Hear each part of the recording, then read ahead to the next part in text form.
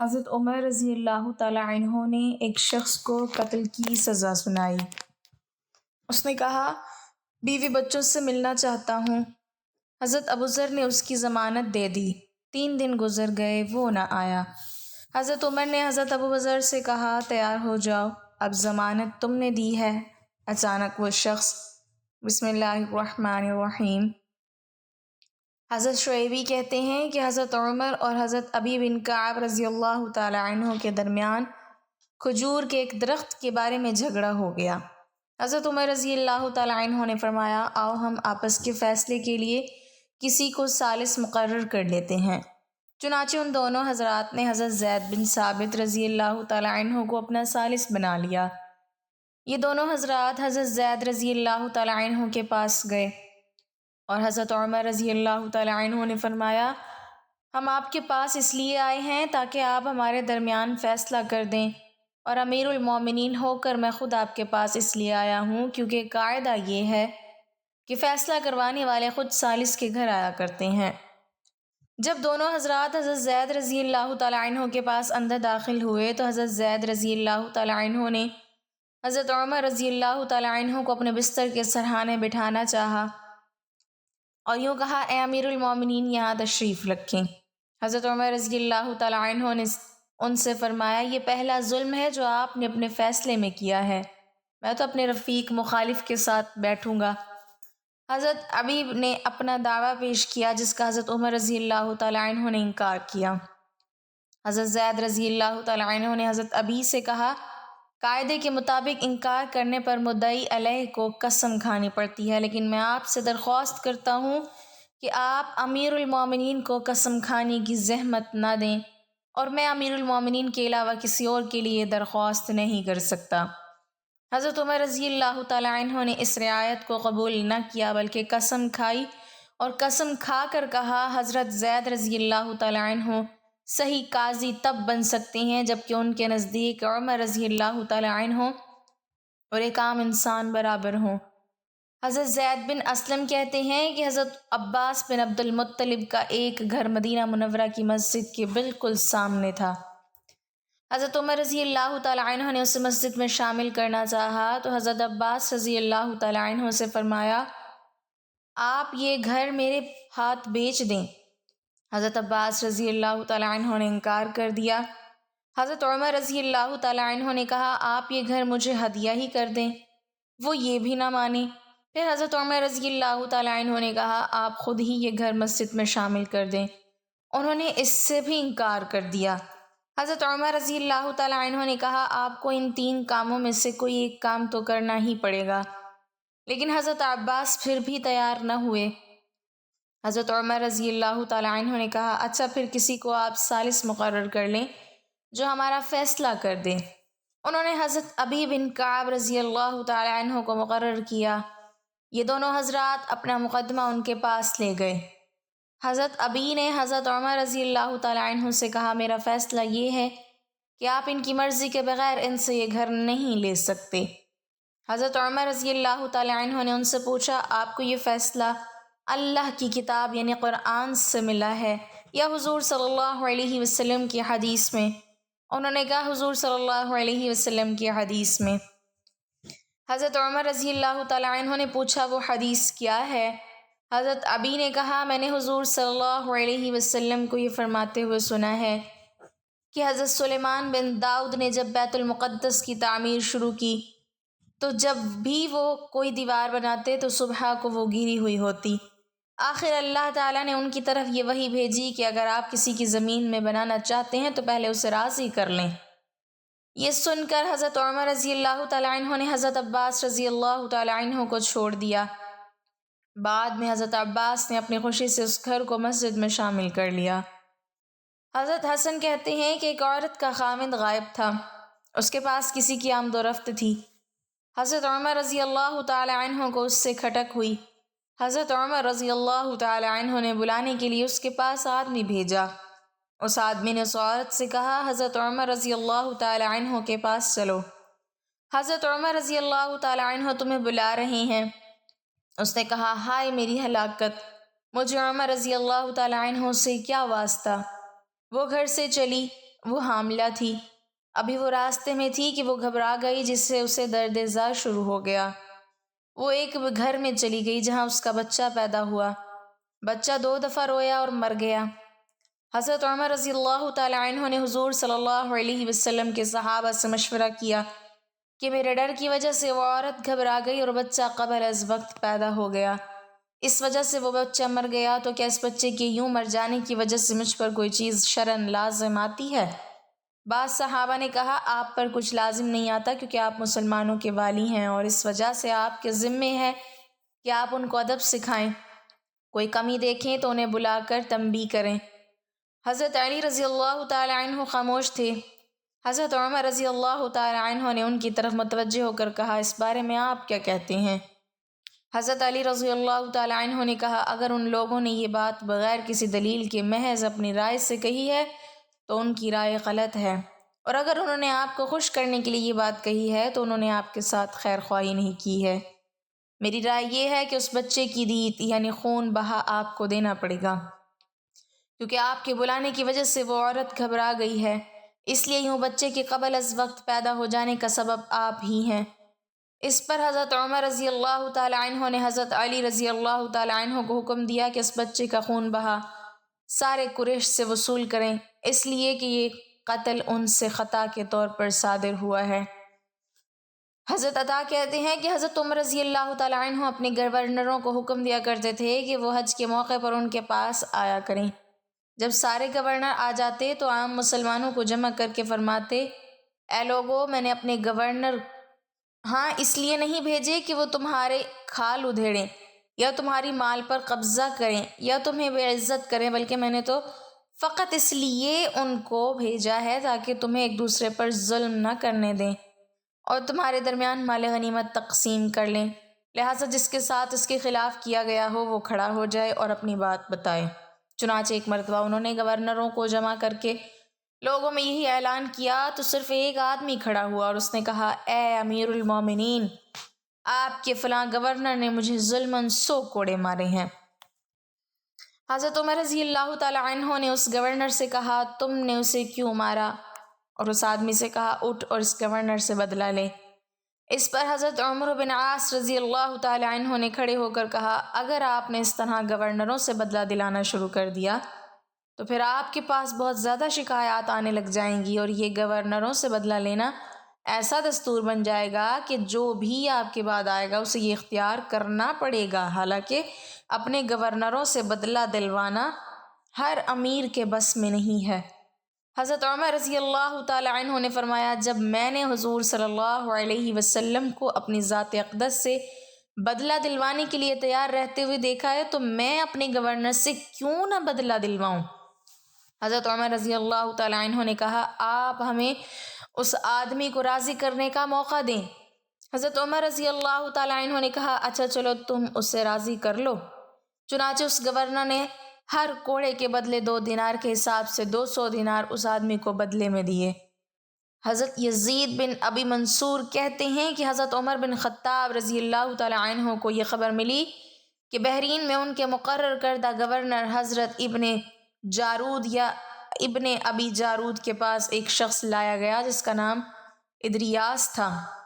اس نے مسلمانوں کے دشمن کے ساتھ خفیہ خط و کتابت کر رکھی تھی اور ان دشمنوں کے ساتھ مل جانے کا ارادہ بھی تھا، اور ان کے ان جرائم پر گواہ بھی موجود تھے۔ اس پر اس گورنر نے اسے قتل کر دیا۔ وہ شخص قتل ہوتے ہوئے کہہ رہا تھا اے عمر میری مدد کو آئیں، اے عمر میں مظلوم ہوں میری مدد کو آئیں۔ حضرت عمر رضی اللہ تعالی عنہ نے اپنے اس گورنر کو خط لکھا کہ میرے پاس آؤ، چنانچہ وہ آ گئے۔ حضرت عمر رضی اللہ تعالی عنہ ان کے انتظار میں بیٹھے ہوئے تھے اور ان کے ہاتھ میں ایک چھوٹا نیزہ تھا۔ جب وہ حضرت عمر رضی اللہ تعالی عنہ کے پاس اندر آئے تو حضرت عمر رضی اللہ تعالی عنہ نے وہ چھوٹا نیزہ اس کے جبڑوں پر مارنا چاہا لیکن مارا نہیں کہ حضرت جارود نے اجتہائی غلطی کی وجہ سے اس آدمی کو قتل کیا تھا، اس لیے چھوڑ دیا، اور حضرت عمر رضی اللہ تعالی عنہ کہتے جا رہے تھے اے ادریاس میں تیری مدد کو حاضر ہوں، اے ادریاس میں تیری مدد کو حاضر ہوں۔ اور حضرت جارود کہنے لگے اے امیر المومنین، اس نے مسلمانوں کو خفیہ باتیں دشمن کو لکھی تھیں اور دشمن سے جا ملنے کا اس نے ارادہ بھی کر رکھا تھا، حضرت عمر رضی اللہ تعالیٰ عنہ نے فرمایا صرف برائی کے ارادے پر ہی تم نے اسے قتل کر دیا۔ ہم میں ایسا کون ہے جس کے دل میں ایسے برے ارادے نہیں آتے؟ اگر گورنروں کے قتل کرنے کا مستقل دستور بن جانے کا خطرہ نہ ہوتا تو میں تمہیں اس کے بدلے میں ضرور قتل کر دیتا۔ دونوں جوان حضرت عمر رضی اللہ تعالی عنہ کی محفل میں داخل ہوتے ہیں۔ محفل میں بیٹھے ایک شخص کے سامنے جا کر کھڑے ہو جاتے ہیں اور اس کی طرف انگلی کر کے کہتے ہیں، یا عمر، یہ ہے وہ شخص۔ حضرت عمر رضی اللہ تعالی عنہ ان سے پوچھتے ہیں، کیا کیا ہے اس شخص نے؟ یا امیر المومنین، اس شخص نے ہمارے باپ کو قتل کیا ہے۔ حضرت عمر رضی اللہ تعالی عنہ پوچھتے ہیں، کیا اس نے تمہارے باپ کو قتل کیا ہے؟ حضرت عمر رضی اللہ تعالی عنہ اس شخص سے مخاطب ہو کر پوچھتے ہیں، کیا تو نے ان کے باپ کو قتل کیا ہے؟ وہ شخص کہتا ہے، ہاں امیر المومنین، مجھ سے قتل ہو گیا ہے ان کے باپ کا۔ حضرت عمر رضی اللہ تعالی عنہ پوچھتے ہیں، کس طرح قتل ہوا ہے؟ وہ شخص کہتا ہے، یا امیر المومنین، ان کا باپ اپنے اونٹ سمیت میرے کھیت میں داخل ہو گیا تھا۔ میں نے منع کیا، باز نہیں آیا تو میں نے ایک پتھر دے مارا جو سیدھا اس کے سر میں لگا اور وہ موقع پر مر گیا۔ حضرت عمر رضی اللہ تعالی عنہ فرماتے ہیں، پھر تو قصاص دینا پڑے گا، موت ہے اس کی سزا۔ نہ فیصلہ لکھنے کی ضرورت، نہ فیصلہ بھی ایسا اٹل کہ جس پر کسی بحث و مباحثے کی بھی گنجائش نہیں۔ نہ ہی اس شخص سے اس کے کنبے کے بارے میں کوئی سوال کیا گیا ہے، نہ ہی یہ پوچھا گیا ہے کہ تعلق کس قدر شریف خاندان سے ہے، نہ ہی یہ پوچھنے کی ضرورت محسوس کی گئی ہے کہ تعلق کسی معزز قبیلے سے تو نہیں، معاشرے میں کیا رتبہ یا مقام ہے۔ ان سب باتوں سے حضرت عمر رضی اللہ تعالی عنہ کو بھلا کیا ہی مطلب، کیونکہ معاملہ اللہ کے دین کا ہو تو عمر رضی اللہ تعالی عنہ پر کوئی اثر انداز نہیں ہو سکتا، اور نہ ہی کوئی اللہ کی شریعت کی تنفیذ کے معاملے میں حضرت عمر رضی اللہ تعالی عنہ کو روک سکتا ہے۔ حتیٰ کہ سامنے حضرت عمر رضی اللہ تعالی عنہ کا اپنا بیٹا ہی کیوں نہ قاتل کی حیثیت سے آ کھڑا ہو، قصاص تو اس سے بھی لیا جائے گا۔ وہ شخص کہتا ہے، اے امیر المومنین، اس کے نام پر جس کے حکم سے یہ زمین و آسمان قائم کھڑے ہیں، مجھے صحرا میں واپس اپنی بیوی بچوں کے پاس جانے دیجیے تاکہ میں ان کو بتا آؤں کہ میں قتل کر دیا جاؤں گا۔ ان کا اللہ تعالیٰ اور میرے سوا کوئی آسرا نہیں ہے، میں اس کے بعد واپس آ جاؤں گا۔ حضرت عمر رضی اللہ تعالیٰ عنہ فرماتے ہیں، کون تیری ضمانت دے گا کہ تو صحرا میں جا کر واپس بھی آ جائے گا؟ مجمع پر ایک خاموشی چھا جاتی ہے۔ کوئی بھی تو ایسا نہیں ہے جو اس کا نام تک بھی جانتا ہو۔ اس کے قبیلے، خیمے یا گھر وغیرہ کے بارے میں جاننے کا معاملہ تو بات کی بات ہے، کون ضمانت دے اس کی؟ کیا یہ 10 درہم کے ادھار یا زمین کے ٹکڑے یا کسی اونٹ کے سودے کی ضمانت کا معاملہ ہے؟ ادھر تو ایک گردن کی ضمانت دینے کا معاملہ ہے، ادھر تو ایک گردن کی ضمانت دینے کی بات ہے جسے تلوار سے اڑا دیا جانا ہے۔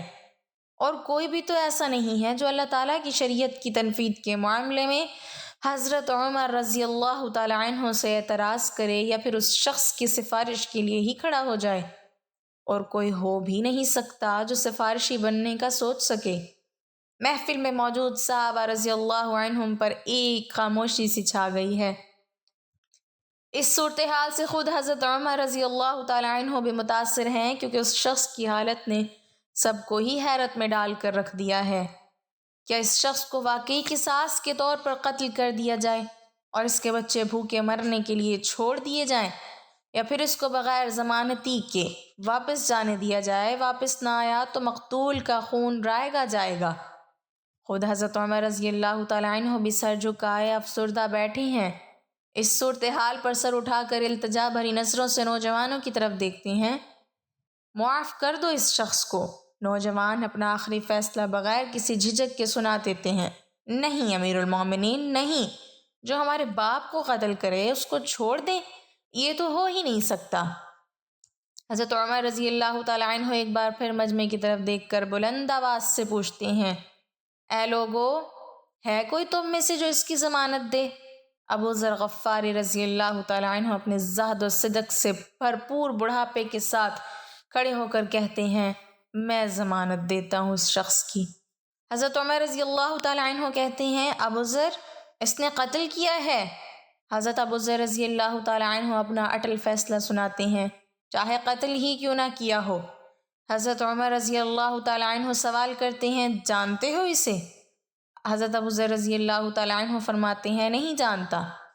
حضرت عمر رضی اللہ تعالیٰ عنہ نے فرمایا، تو پھر کس طرح ضمانت دے رہے ہو؟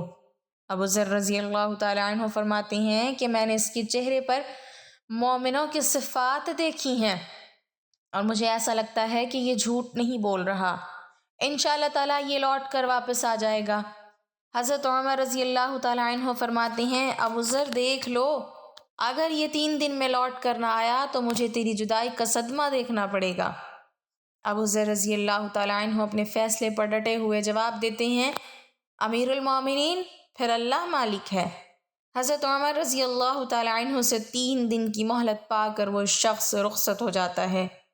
کچھ ضروری تیاریوں کے لیے بیوی بچوں کو الوداع کہنے، اپنے بعد ان کے لیے کوئی راہ دیکھنے اور پھر اس کے بعد قصاص کی ادائیگی کے لیے قتل کیے جانے کی غرض سے لوٹ کر واپس آنے کے لیے، اور پھر 3 راتوں کے بعد حضرت عمر رضی اللہ تعالیٰ عنہ بھلا اس امر کو کیسے بھلا پاتے؟ انہوں نے تو ایک ایک لمحہ گن کر کاٹا تھا۔ عصر کے وقت شہر میں الصلاۃ جامعہ کی مرادیں پھر جاتی ہیں، نوجوان اپنے باپ کا قصاص لینے کے لیے بے چین، اور لوگوں کا مجمع اللہ کی شریعت کی تنفیذ دیکھنے کے لیے جمع ہو چکا ہے۔ ابو ذر رضی اللہ تعالیٰ عنہ بھی تشریف لاتے ہیں اور آ کر حضرت عمر رضی اللہ تعالیٰ عنہ کے سامنے بیٹھ جاتے ہیں۔ حضرت عمر رضی اللہ تعالیٰ عنہ سوال کرتے ہیں، کدھر ہے وہ آدمی؟ ابو ذر رضی اللہ تعالیٰ عنہ مختصر جواب دیتے ہیں، مجھے کوئی پتہ نہیں ہے یا امیر المومنین۔ ابو ذر رضی اللہ تعالیٰ عنہ آسمان کی طرف دیکھتے ہیں، جدھر سورج ڈوبنے کی جلدی میں معمول سے زیادہ تیزی کے ساتھ جاتا دکھائی دے رہا ہے۔ محفل میں ہو کا عالم ہے، اللہ کے سوا کوئی نہیں جانتا کہ آج کیا ہونے جا رہا ہے۔ یہ سچ ہے کہ ابو ذر رضی اللہ تعالیٰ عنہ حضرت عمر رضی اللہ تعالیٰ عنہ کے دل میں بستے ہیں۔ حضرت عمر رضی اللہ تعالیٰ عنہ سے ان کے جسم کا ٹکڑا مانگے تو حضرت عمر رضی اللہ تعالیٰ عنہ دیر نہ کریں، کاٹ کر ابو ذر رضی اللہ تعالیٰ عنہ کے حوالے کر دیں۔ لیکن ادھر معاملہ شریعت کا ہے، اللہ کے احکامات کی بجا آوری کا ہے، کوئی کھیل تماشا نہیں ہونے جا رہا، نہ ہی کسی کی صلاحیت یا حیثیت کی پیمائش ہو رہی ہے۔ حالات و واقعات کے مطابق نہیں، اور نہ ہی زمان و مکان کو بیچ ملایا جا رہا ہے۔ قاتل نہیں آتا تو ضامن کی گردن جاتی نظر آ رہی ہے۔ مغرب سے چند لحظات پہلے وہ شخص آ جاتا ہے، بے ساختہ حضرت عمر رضی اللہ تعالیٰ عنہ کے منہ سے اللہ اکبر کی صدا نکلتی ہے، ساتھ ہی مجمع بھی اللہ اکبر کا ایک بھرپور نعرہ لگاتا ہے۔ حضرت عمر رضی اللہ تعالیٰ عنہ اس شخص سے مخاطب ہو کر کہتے ہیں، اے شخص، اگر تو لوٹ کر نہ بھی آتا تو ہم نے تیرا کیا کر لینا تھا؟ نہ ہی تو تیرا کوئی گھر جانتا ہے اور نہ ہی کوئی تیرا پتہ جانتا تھا۔ وہ بولا، امیر المومنین، اللہ کی قسم بات آپ کی نہیں ہے، بات اس ذات کی ہے جو سب ظاہر و پوشیدہ کے بارے میں جانتا ہے۔ دیکھ لیجئے، میں آ گیا ہوں اپنے بچوں کو پرندوں کے چوزوں کی طرح صحرا میں تنہا چھوڑ کر، جدھر نہ درخت کا سایہ ہے اور نہ ہی پانی کا نام و نشان۔ میں قتل کر دیے جانے کے لیے حاضر ہوں۔